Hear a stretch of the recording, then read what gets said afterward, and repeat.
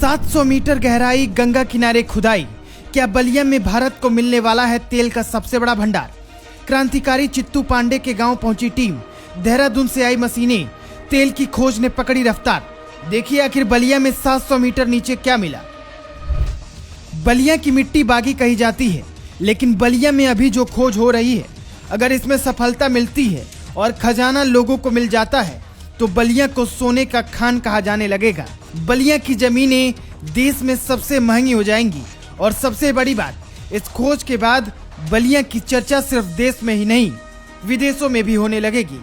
कारण यह है कि पिछले 6 महीने से भारी भरकम मशीनें बलिया के कई जगहों पर कुछ ढूंढ रही हैं और अगर सब कुछ सही रहा तो यह खोज न सिर्फ बलिया बल्कि पूरे उत्तर प्रदेश की तकदीर बदलने वाली है।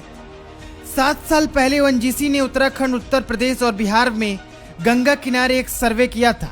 इस हाईटेक सर्वे में धरती में धमाका करके कंपन पैदा की गई, जिससे निकली तरंगों से पता चला कि बलिया की धरती के नीचे कुछ बड़ा छिपा हुआ है। तब से इस जगह पर नजर रखी जा रही थी और अब आखिरकार खुदाई शुरू हो चुकी है। पिछले 6 महीनों से ओएनजीसी की टीम बलिया के सागरपाली, रट्टूचक और आसपास के गांवों में खोज कर रही है। बड़ी बड़ी मशीनें बलिया पहुंची हैं और खुदाई कर रही हैं। ओएनजीसी ने स्वतंत्रता सेनानी शेरे बलिया चित्तू पांडे के परिवार समेत 50 किसानों की 7.5 एकड़ जमीन लीज पर ली है। इसमें से 6 एकड़ सिर्फ चित्तू पांडे के परिवार की है। यानी अब बलिया की बागी मिट्टी इस खोज के बाद देश में अपनी एक अलग पहचान बनाने वाली है। रिपोर्ट के अनुसार ओएनजीसी ने अभी तक 700 मीटर की खुदाई पूरी कर ली है। पानी की परत पार हो चुकी है, लेकिन 700 मीटर की खुदाई के बाद अब एक बड़ी चट्टान सामने आ गई है, जिसने काम रोक दिया है। विशेषज्ञों की टीम अब इसे तोड़ने के लिए खास मशीनों को तैयार कर रही है। इस खास काम के लिए देहरादून से मशीनें मंगवाई गई हैं। कहा जा रहा है कि यह चट्टान पार हो गई तो इसके नीचे तेल और गैस का विशाल भंडार मिलने की पूरी संभावना है। कंपनी के अधिकारियों का दावा है कि बलिया से प्रयागराज तक 300 किलोमीटर लंबी पट्टी के नीचे तेल और गैस का विशाल भंडार हो सकता है।